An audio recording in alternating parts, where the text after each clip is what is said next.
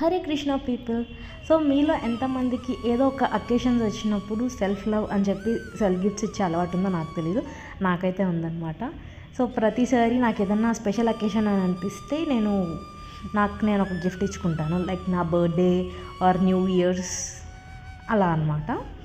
And అప్పుడప్పుడు కొంచెం ఎక్కువ నా మీద నాకు ఇష్టం వచ్చినప్పుడు తీసుకుంటాను. అండ్ ఈ పర్టిక్యులర్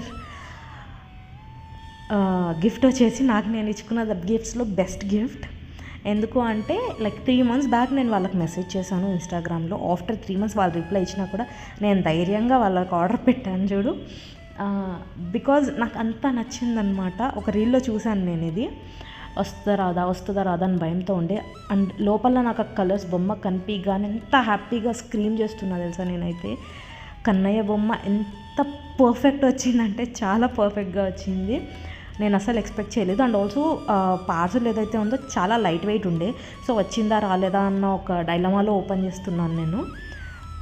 చూడగానే అసలు కళ్ళలోంచి వాటర్ వచ్చేసాయి, అంత నచ్చింది నాకు.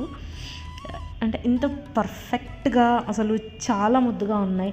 చేసిన వాళ్ళకి మాత్రం ఇది హ్యాండ్ పెయింటెడ్, బట్ 3D ఆర్ట్తో వేశారనమాట. లైక్ దాన్ని ఏమంటారో నాకు తెలీదు పర్ఫెక్ట్గా.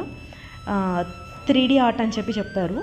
And they painted with hands అనమాట. చాలా బ్యూటిఫుల్గా చేశారు. ఆ క్రాఫ్ట్స్మెన్కి రియల్లీ హ్యాట్స్ ఆఫ్ అనిపించింది. అండ్ ఆ కళ్ళు మాత్రం ఎలా పెయింట్ చేశారో తెలియదు, కానీ మనల్నే చూస్తున్నట్టు అదేదో రియల్ పర్సన్ కళ్ళలాగా అనిపించింది. నాకు బొమ్మ అన్న ఫీలింగ్ అస్సలు రాలేదు.